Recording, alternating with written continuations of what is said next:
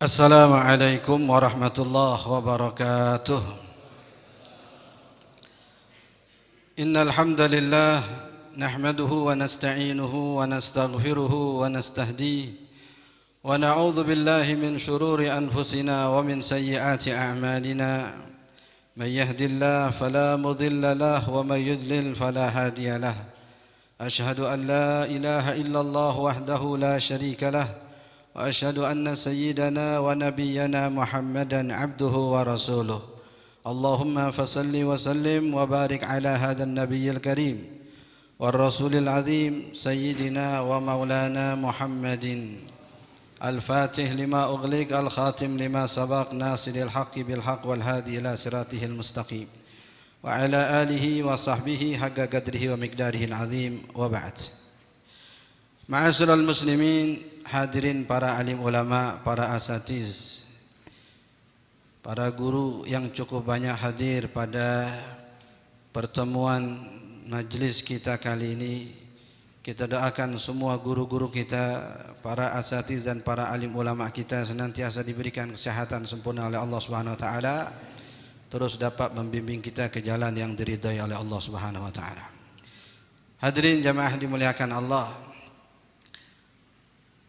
saat ini kita ada pada satu momen yang istimewa. Selalu saat mengawali momen-momen seperti ini, guru kita Al-Habib Umar bin Muhammad bin Salim bin Hafizahullah Ta'ala mengingatkan apa yang merupakan anugerah besar yang Allah berikan kepada kita. Ma ahdarana illa liyukrimana. Tidaklah Allah hadirkan kita di majlis kebaikan seperti ini melainkan lantaran Allah ingin memuliakan kita. Sebagaimana juga ucapan Al-Imam Ibnu Athaillah As-Sakandari rahimahullahu taala, tidaklah Allah gerakkan lisan kita untuk berdoa melainkan lantaran Allah ingin memberi. Kata Sayyidina Umar bin Khattab radhiyallahu taala anhu, inni la ahmilu hammal ijabah walakinni ahmilu hammad doa. Saya tidak mempedulikan apakah doa saya diijabah oleh Allah atau tidak. Yang saya pikirkan apakah saya mau atau masih mau berdoa atau enggak. Musibah kalau seandainya sudah enggak mau berdoa. Masalah kalau sudah enggak mau lagi meminta. Begitulah juga dengan majlis kebaikan yang seperti ini. Tugas kita adalah mendatangi, tugas kita adalah menghadiri. Masalah kemudian apa yang Allah akan berikan kepada kita, itu bukan lagi urusan kita, itu urusan Allah Subhanahu wa taala. Maka kita bersyukur mengawali majlis kita pada pagi hari ini, lantaran di waktu ini, di saat ini dan di tempat ini Allah hadirkan kita, Allah wujudkan keberadaan kita. Yang mudah-mudahan kita semua mendapatkan pandangan kasih sayang Allah Subhanahu wa taala, mendapatkan nazarah baginda Nabi sallallahu alaihi wasallam, dan utamanya menjadi kebanggaan para malaikat Allah Subhanahu wa taala. Karena Nabi yang menghabarkan kepada kita, perumpamaan majlis ilmu di dunia seperti perumpamaan bintang-bintang di langit. Kita menatap langit indah lantaran ada bintangnya. Begitulah para penghuni langit menatap dunia indah lantaran ada majlis-majlis ilmunya. Kitalah yang menutupi majlis-majlis keburukan atau tempat-tempat kemaksiatan yang gelap dalam pandangan malaikat Allah Subhanahu wa taala.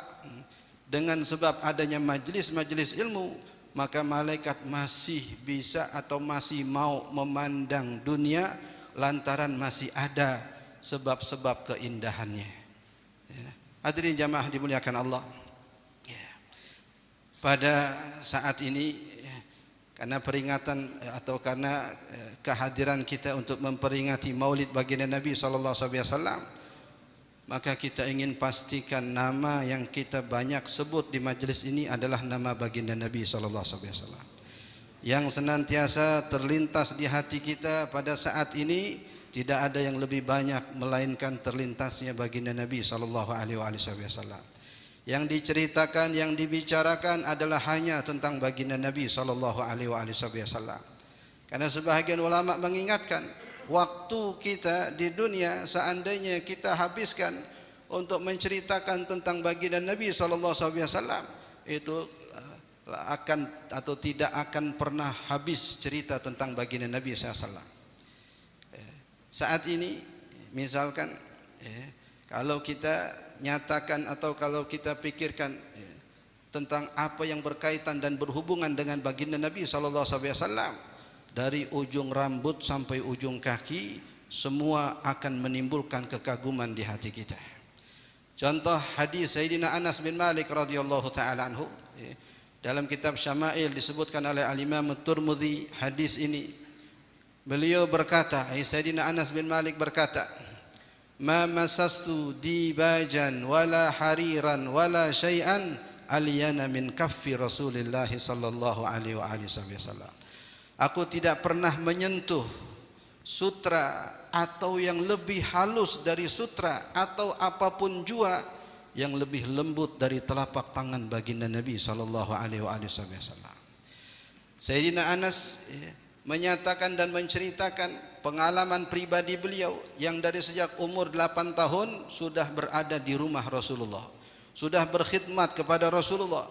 Hari-hari beliau menjabat tangan baginda Nabi, hari-hari beliau menyentuh telapak tangan baginda Nabi, sehingga persaksian dan pernyataan beliau itu jelas patut dipercaya, apatah lagi beliau adalah seorang sahabat Nabi SAW.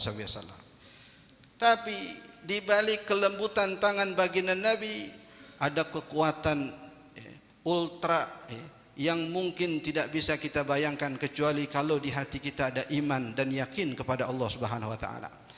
Tangan inilah yang saat disentuhkan ke dada seorang bernama Syaibah. Ini Syaibah seorang yang berniat ingin membunuh baginda Nabi sallallahu alaihi wasallam. Maka dia dekati Rasulullah, dicari kesempatan untuk menyelinap lebih dekat kepada Rasulullah agar mudah menikam tubuh baginda Nabi sallallahu alaihi wasallam. Tapi saat baru saja dia mendekat baginda Nabi sallallahu alaihi wasallam, Rasul mengatakan, "Ya Syaibah, apa yang terdetik di hatimu?" Syaibah kebingungan. Baru saja mendekat, Nabi SAW sudah menanyakan niatnya, sudah menanyakan rencananya. Maka dia pun terbungkam, gak bisa ngomong. Rasulullah SAW kemudian mengatakan, "Bukankah engkau berniat ingin membunuhku? Engkau ingin menghujamkan pedangmu atau pisaumu ke dadaku?" Rasul langsung menepuk dadanya. Tangan yang oleh Sayyidina Anas dikatakan lebih lembut daripada sutra diletakkan di dada Syaibah, yang kata beliau tidak terangkat tangan itu dari dada baginda Nabi, melainkan beliau menjadi orang yang paling aku cintai. Tadi niat membunuh, tapi saat Nabi letakkan telapak tangannya yang lebih lembut dari sutra di dada Sayyidina Syaibah, kata beliau tidak Nabi angkat tangan itu dari dadaku, melainkan beliaulah sosok yang paling aku cintai. Padahal sebelum itu beliau adalah sosok yang paling aku benci. Enggak ada hitungan detik, enggak ada hitungan menit. Kalau Sayyidina Sulaiman alaihi salam berbicara tentang mukjizat zahirah, bagaimana memindahkan aras Balqis dari tempatnya di Yaman ke istana Nabi Sulaiman yang ada di Palestina. Gimana supaya secepat kilat pindah? Maka Ifrit menawarkan jasa. Qala ifritu minal jinni ana atika bihi qabla an taquma min maqamik. Saya bisa mindahin aras itu sebelum tuan bangkit dari tempat duduk tuan. Bahasa kita kan Nabi Sulaiman kelamaan. Ada enggak yang lebih cepat lagi dari itu? Masa nunggu harus bangun dulu supaya aras itu sampai kemari? Kelamaan. Ada yang lebih dekat, ada yang lebih cepat. Qala alladzi indahu ilmun minal kitab. Berkatalah seorang ulama yang memiliki pengetahuan tentang kitab suci, ana atika bihi qabla ayyartadda ilaika tarfuq. Saya bisa menghadirkan aras itu sebelum engkau mengedipkan matamu. Maka sebelum Nabi Sulaiman mengedipkan matanya, apalagi menyetujui atau mengomentari pernyataannya, aras itu sudah ada di depan matanya. Maka Nabi Sulaiman alaihissalam kemudian langsung memuji Allah Subhanahu wa taala, "Hadza min fadli rabbi liyabluwani aashkuru am akfur." Ini adalah karunia Allah, bukan karena kebisaan aku, bukan karena kehebatan orang yang ada bersamaku, tapi murni anugerah dari Allah agar Allah menguji apakah aku pandai bersyukur atau justru aku kufur kepada Allah Subhanahu wa taala. Ini Nabi Sulaiman memindahkan benda yang zahir dari tempat yang jauh untuk ada di hadapan mata beliau. Tapi baginda Nabi SAW menyentuh sesuatu yang paling dalam, yaitu hati manusia. Menyentuh sesuatu yang paling sakral, yaitu sanubari manusia. Dengan hanya meletakkan telapak tangan kanan baginda Nabi SAW, berubah kebencian menjadi kecintaan, berubah kekufuran menjadi keimanan. Kita bayangkan jika tangan itu, tangan yang lembut itu, tangan yang halus itu, saat ini datang untuk meletakkan tangan beliau di dada-dada kita, maka berubah kehidupan kita. Mungkin kita datang membawa dosa, kita pulang membawa ampunan dari Allah. Mungkin kita datang membawa kesengsaraan, pulang kita akan membawa kebahagiaan. Mungkin kita datang dengan segala kekurangan, kemudian kita pulang Allah anugerahkan dengan segala kemuliaan. Ini kenapa kita sempatkan waktu kita upayakan tenaga kita untuk bisa hadir ke majelis-majelis yang seperti ini. Sebagaimana dahulu baginda Nabi SAW bekerja dengan seluruh tubuh beliau, dengan seluruh jiwa dan raga beliau. Tangan beliau pun berfungsi, mata beliau berfungsi, tangan beliau berfungsi. Mulut senantiasa bermunajat kepada Allah, meminta hidayah untuk umat. Allahumma gfir li qaumi fa innahum la ya'lamun. Ya Allah, ampuni umatku, sesungguhnya mereka enggak paham, sesungguhnya mereka belum sadar. Mulut bekerja, berdoa sepanjang waktu, memohon kepada Allah untuk umatnya agar dapat hidayah dari Allah Subhanahu wa taala.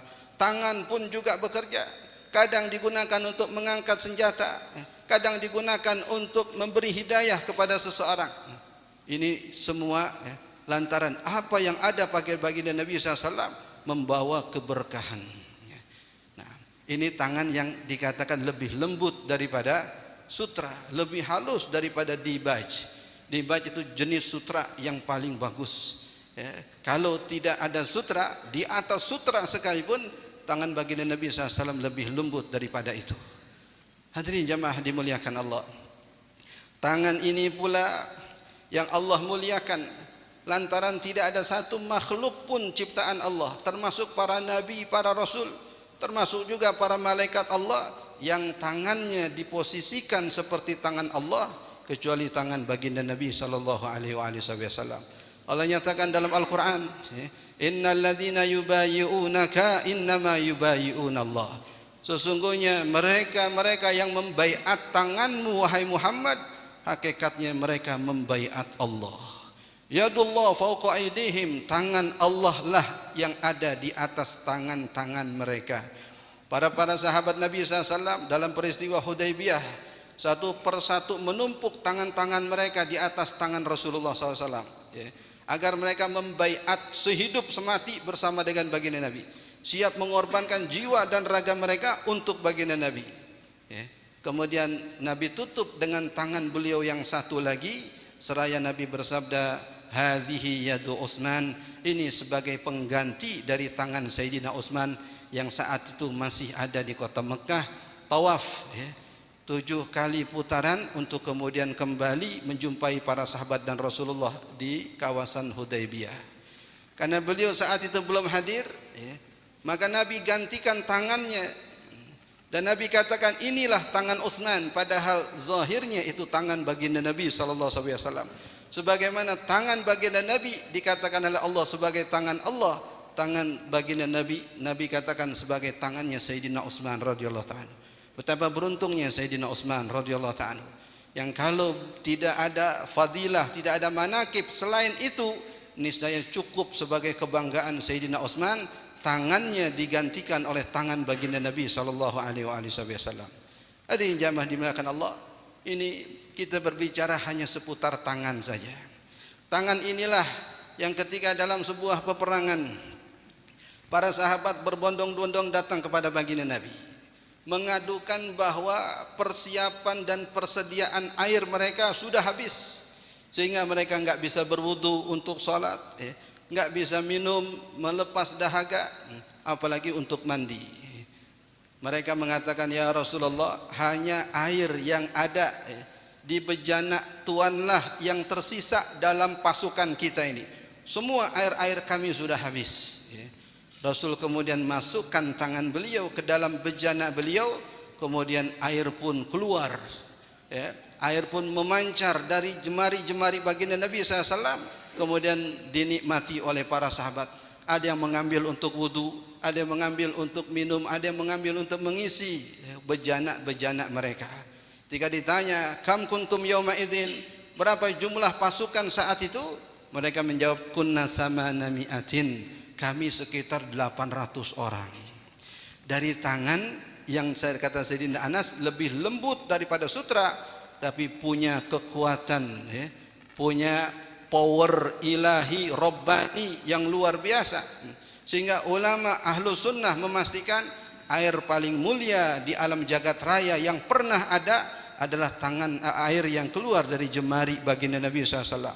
Melebihi kemuliaan air dari telaga Kautsar yang ada di surga, melebihi kemuliaan air Zam-Zam. Pun air Zam-Zam kata ulama menjadi mulia lantaran Nabi pernah mandi di situ 2 kali. Kalau bukan karena air Zam-Zam pernah menyentuh baginda Nabi SAW, maka kemuliaannya tidak seperti atau seistimewa kemuliaannya sekarang.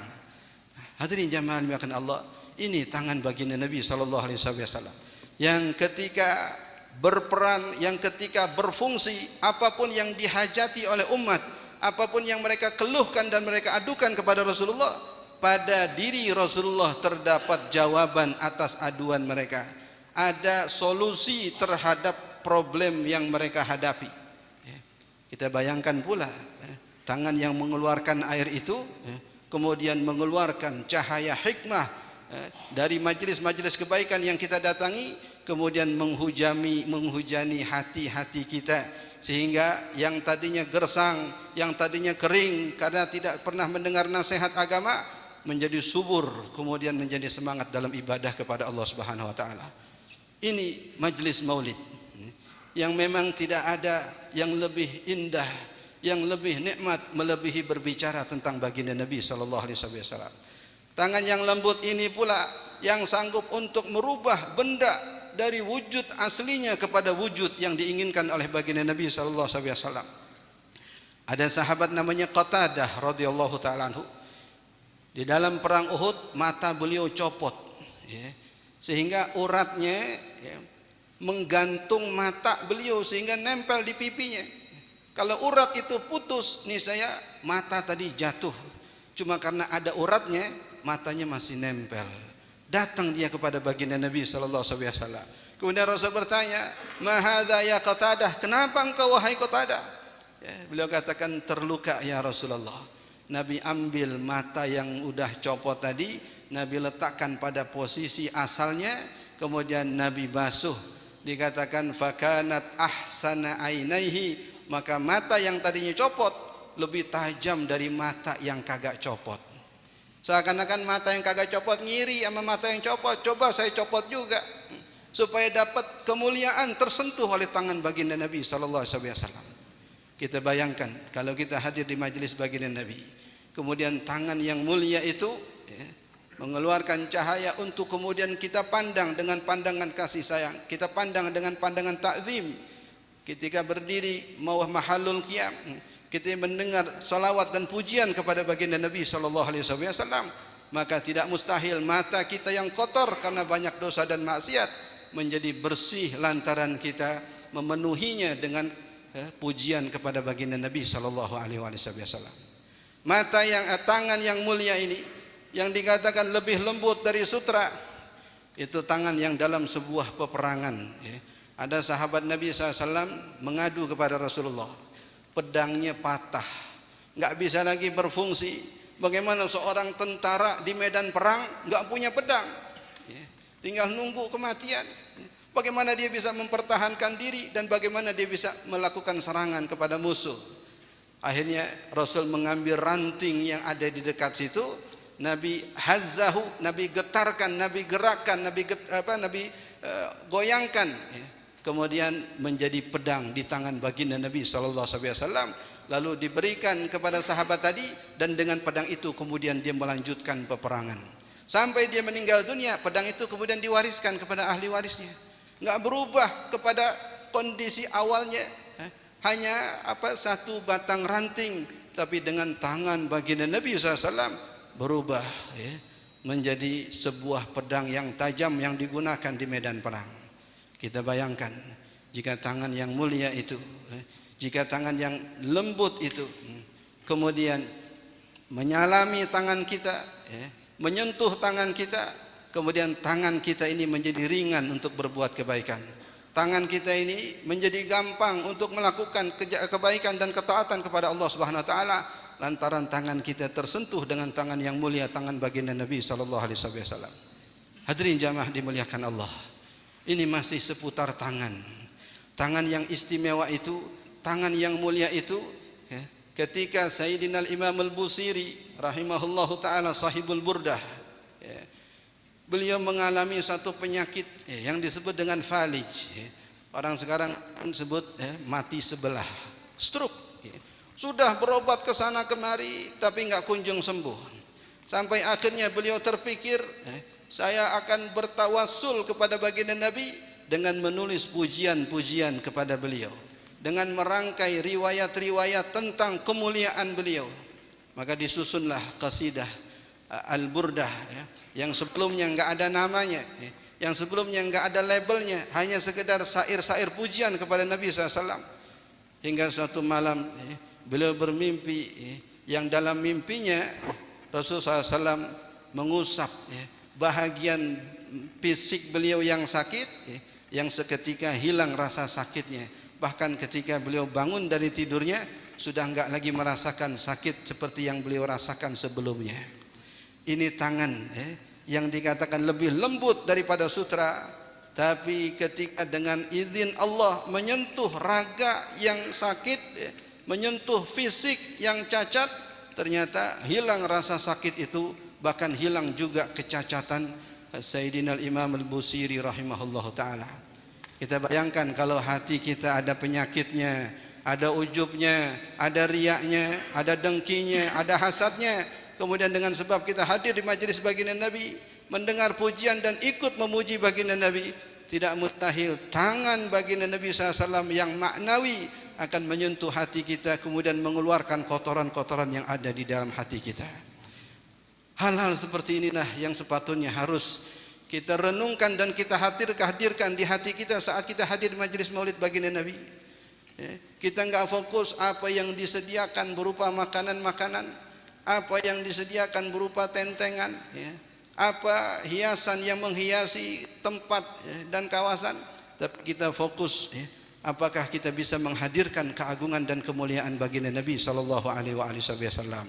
Saat bacaan syair dilantunkan, saat pujian-pujian dikumandangkan, kita bayangkan walaupun mungkin kita enggak paham seluruh isi kalimat yang kita dengar, tapi minimal dari ceramah-ceramah yang selama ini kita dengar, kita bayangkan keindahan, kemuliaan, keagungan baginda Nabi sallallahu alaihi wasallam. Karena dahulu di zaman baginda Nabi banyak orang-orang Arab Badawi yang tidak pernah berjumpa dengan baginda Nabi sebelumnya, tapi saat kemudian mereka berjumpa dengan baginda Nabi SAW, mereka pulang dengan wajah yang beda, mereka pulang dengan hati yang enggak sama, karena yang mereka temui wajah yang mulia, yang mereka temui hati yang paling istimewa. Enggak mungkin pulang tanpa ada perubahan pada hati dan wajah-wajah mereka. Kalau niat kita seperti ini dimanapun majelis maulid diadakan, kalau kita yakin yang mengadakan itu orang-orang yang baik, yang hadir menyampaikan nasihatnya juga orang-orang baik, apatah lagi termasuk keturunan baginda Nabi sallallahu alaihi wasallam, pasti dan yakin kita bahwa enggak mungkin kita pulang dengan tangan kosong. Enggak mungkin kita pulang keadaan kita sama seperti saat kita datang. Nah, ada sahabat Nabi sallallahu alaihi wasallam belum hadir, belum datang. Habib. Ini penceramah cadangan biasanya begini. Nunggu penceramah inti belum datang, ya, nunggu. Ya, durasinya nggak ada. Lanjut ya. Tarik nafas. Hadirin jamaah yang dimuliakan Allah. Kitab-kitab yang membahas tentang seluk-beluk baginda Nabi SAW dari A sampai Z. Nah, beratus-ratus riwayat, berpuluh-puluh hadis yang ditulis oleh para ulama, itu hanya seputar baginda Nabi SAW.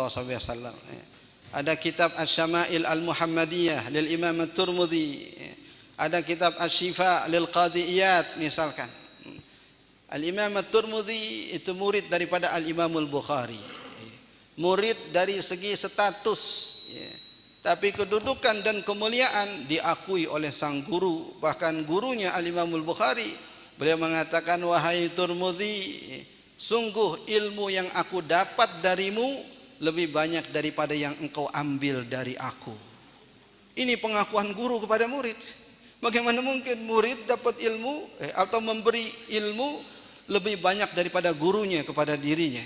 Tapi itulah ulama, saling menghargai kedudukan, tidak gengsi untuk mengangkat orang yang memang layak untuk diangkat, memuliakan orang yang memang pantas untuk dimuliakan, walaupun statusnya murid, walaupun mungkin usianya lebih muda, tapi diakui keilmuannya, tapi dihargai kedudukannya. Imam Tirmidzi inilah yang kemudian namanya selain terkenal karena kitab Sunan At-Tirmidzi, beliau menjadi lebih terkenal karena kitab Asy-Syama'il Al-Muhammadiyah. Hampir tidak ada ulama yang menulis tentang seluk-beluk baginda Nabi SAW, baik secara fisik maupun secara akhlak, yang lebih komplit daripada yang ditulis oleh Al-Imam At-Tirmidzi.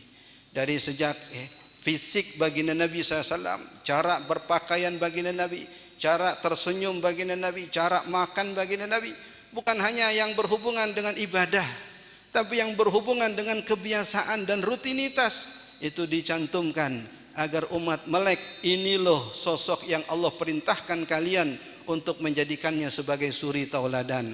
Inilah sosok yang Allah jaminkan siapapun yang mengikutinya maka ia akan mendapatkan kemuliaan di sisi Allah Subhanahu wa taala. Inilah sosok yang jika kalian taati sama seperti kalian mentaati Allah Subhanahu wa taala.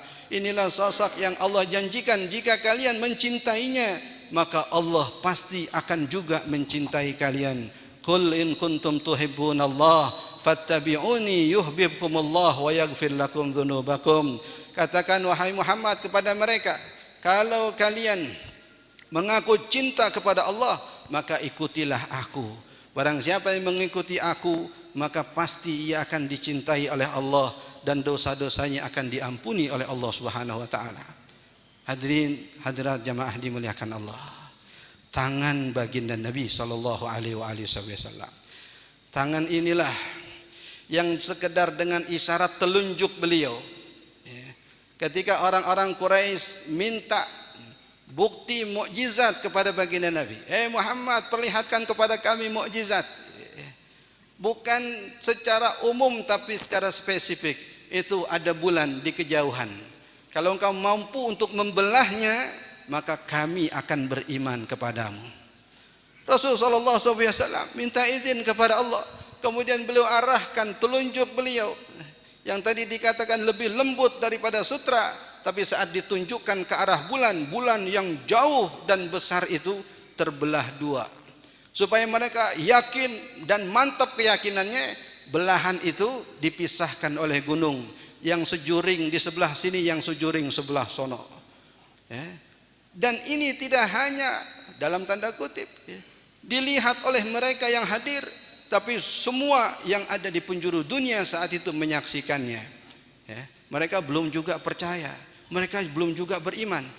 Jangan-jangan kamu menyihir mata kami sehingga kami melihat seakan-akan terbelah, padahal tidak terbelah.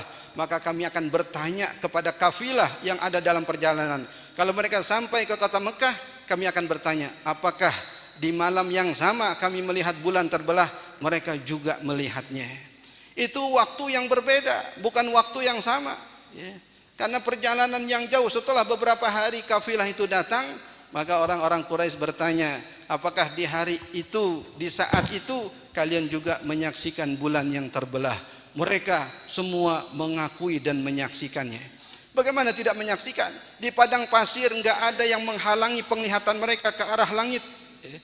Dan bulan itu sebagai penerang utama di perjalanan malam mereka.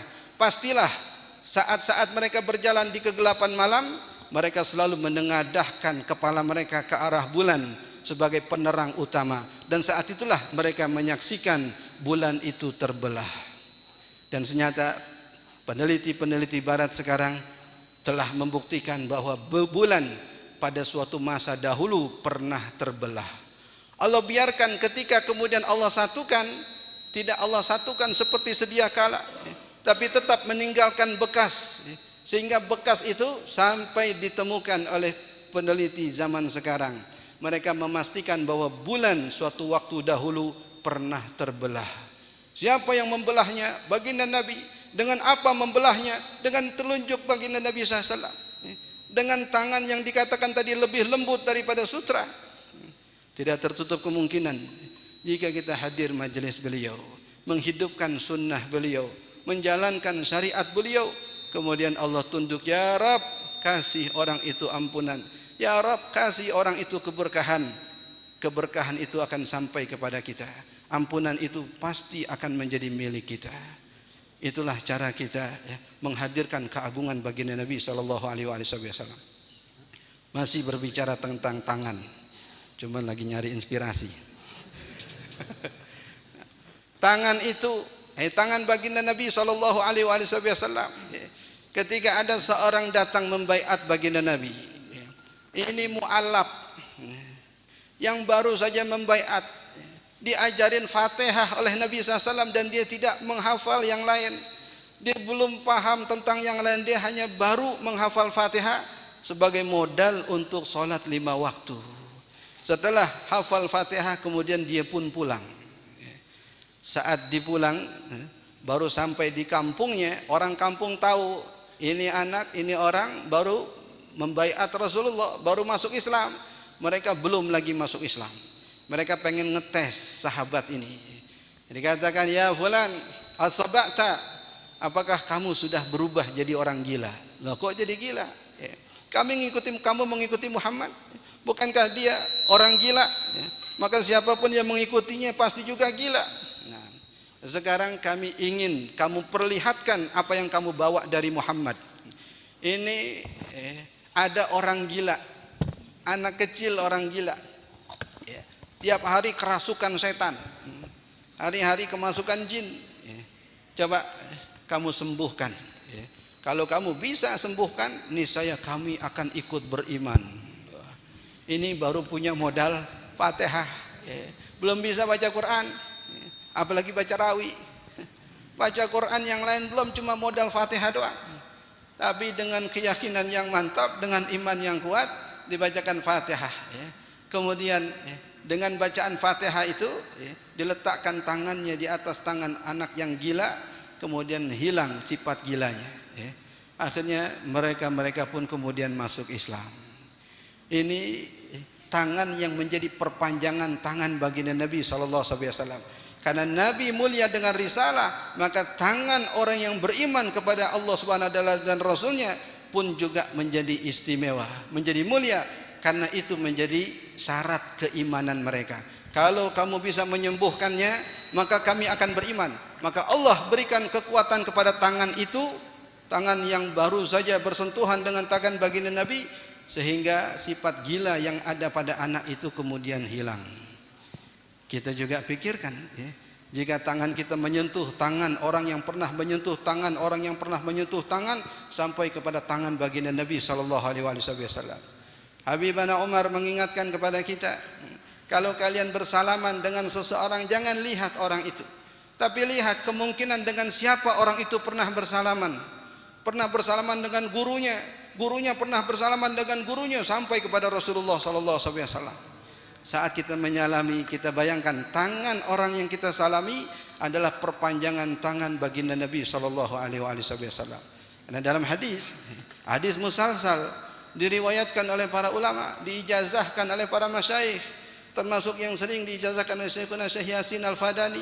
Nah, Nabi SAW bersabda, walaupun ada sedikit masalah dengan kedudukan hadisnya, tapi ini ditasalsulkan oleh ulama mencari berkahnya.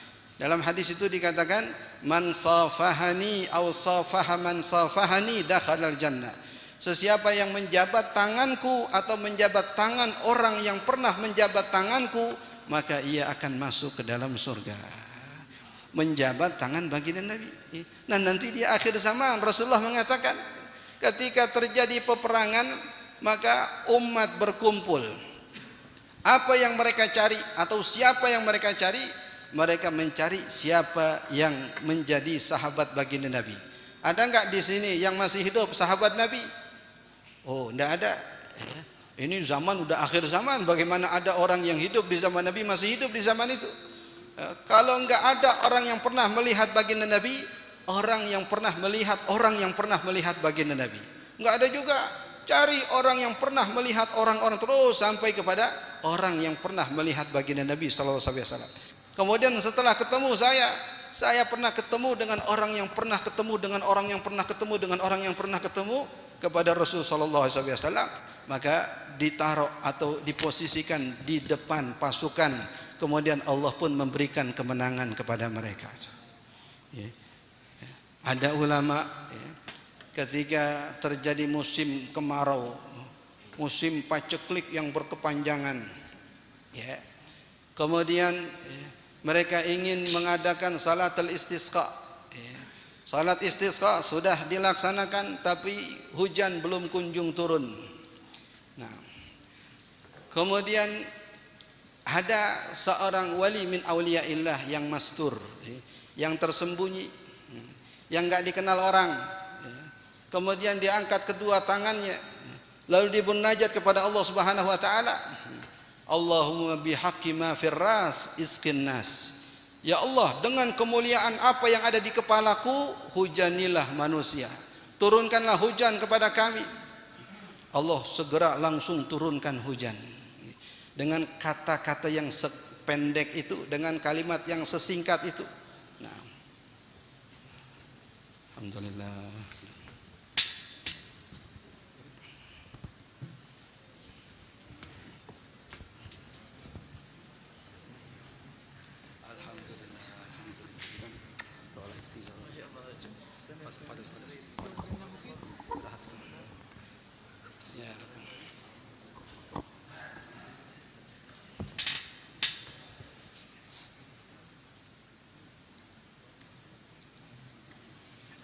Ahlan wa sahlan kita ucapkan kepada guru kita Al-Hasib An-Nasib Al-Habib Ahmad Mujtaba bin Syahab hafizahullah ta'ala wa mata'anallahu ta'ala bih. Beliau ini adalah murid kesayangan guru mulia kita Al-Habib Umar bin Muhammad bin Salim bin Hafiz.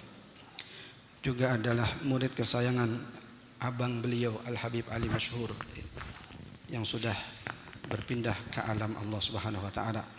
Mudah-mudahan dengan kedatangan beliau kita bisa mengambil banyak manfaat dari ceramah-ceramah beliau. Nah, hadirin jamaah dimuliakan Allah. Tangan yang begitu istimewa tadi, tangan yang begitu mulia tadi, bukan sekedar memberi perubahan kepada zahir manusia, tapi juga sampai masuk ke relung hati manusia yang terdalam. Dengan sentuhan tangan yang istimewa itulah manusia yang hatinya ada kekufuran berubah menjadi berisi keimanan. Hati yang tadinya penuh dengan kebencian berubah menjadi kecintaan, baik kecintaan kepada Allah maupun kecintaan kepada Rasul sallallahu alaihi wasallam. Apa yang tadi kita sampaikan sekedar mengingatkan betapa ini majelis yang mulia, betapa ini forum yang istimewa. Karena tidak ada yang diceritakan di dalamnya kecuali tentang baginda Nabi. Karena tidak ada yang sejarah hidupnya lebih nikmat untuk kita ceritakan melebihi cerita tentang baginda Nabi. Karena tidak ada sifat yang kita ingin ceritakan dan sampaikan melebihi keindahan menceritakan tentang sifat dan akhlak baginda Nabi. Maka semakin sering kita hadir ke majlis-majlis maulid, mendengar semakin banyak cerita tentang baginda Nabi, akhlak baginda Nabi, tidak mustahil kecintaan kita kepada beliau akan semakin bertambah. Mahabbah kita kepada beliau akan semakin besar. Dan dengan modal mahabbah itulah kita berharap dapat apa yang Nabi sabdakan, al-mar'u ma'aman ahab, manusia akan senantiasa bersama dengan siapa yang dia cintai. Habibana Umar pernah mengatakan, siapapun yang ada di hatinya kecintaan kepada seseorang, maka dia akan dibangkitkan dengan orang yang ada di hatinya itu. Kita periksa lagi hati kita, jangan sampai ada orang yang ada di hati kita yang dimurkai oleh Allah Subhanahu wa taala, yang perilakunya buruk, yang akhlaknya tidak sesuai dengan akhlak Islam, jangan sampai masuk ke dalam hati kita. Sekedar kita tahu, sekedar kita dengar mungkin, tapi sampai kita idolakan, sampai kita kagumi, padahal mereka orang yang kufur kepada Allah, apapun profesinya, apakah artis, apakah pemain sepak bola atau siapapun juga, kalau tidak ada iman di hati mereka, jangan sampai namanya ada di hati kita. Saat Allah memandang hati kita, kemudian ada di hati kita orang yang dibenci oleh Allah Subhanahu wa taala, niscaya pandangan Allah tadi akan terpalingkan dari hati kita. Kita ingin yang ada di hati kita hanya orang-orang yang dicintai oleh Allah Subhanahu wa taala. Kita berharap yang ada di hati kita hanya orang-orang yang diridhai oleh Allah. Karena ulama mengatakan jangan sampai dirimu tidak ada di hati orang yang Allah cintai. Apakah ulama, apakah habaib, apakah masyayikh, siapapun dia, kalau dia dicintai oleh Allah, mereka yang hatinya selalu dilihat dan dipandang oleh Allah. Kalau diri kita ada di hatinya, maka kita pun akan ikut dipandang oleh Allah Subhanahu wa taala. Maka kita niatkan hadir di majelis seumpama ini, dan juga hadir di majelis-majelis ilmu, niat juga dekat dengan ulama, dekat dengan habaib, agar diri kita ada di hati mereka. Ketika Allah melihat hati mereka, diri kita pun ikut terlihat pandangan kasih sayang Allah Subhanahu wa taala. Amin ya rabbal alamin. Sudah cukup panjang lebar tadi saya bercerita untuk mengisi kekosongan. Ini Habib partai tambahan Habib. Ini partai intinya nanti Habibana. Jadi alhamdulillah beliau Allah utus ke Jakarta. Habibana Umar pilih beliau untuk ada di Jakarta. Sangat beruntung kita warga Jakarta ada beliau ini. Beliau usianya masih muda, tapi alhamdulillah wala uzaki 'alallahi ahada. Beliau termasuk yang ilmunya luar biasa. Maka kita mengambil manfaat lebih banyak lagi untuk lebih banyak mendengar apa yang akan beliau sampaikan. Saya ucapkan ribuan terima kasih kepada beliau atas keluangan waktu, karena setelah ini beliau langsung terbang ke Palembang. Maka sebelum terbang beliau di sini dulu. Alhamdulillah. Kalau nggak disempetin kita rugi. Alhamdulillah beliau sempatkan waktunya untuk hadir di majelis kita. Sekali lagi saya ucapkan jazakumullah khairan katsiran Habib, dan mohon maaf jika penerimaan dan sambutan kami ada kekurangannya. Dan mudah-mudahan ini bukan yang pertama dan terakhir, tapi ini adalah permulaan untuk kemudian waktu-waktu yang akan datang beliau bisa lebih sering lagi menghadiri tempat kita, agar semakin banyak keberkahan yang Allah datangkan ke tempat ini. Amin ya rabbal alamin. Aku lupa hadza. Assalamualaikum warahmatullahi wabarakatuh.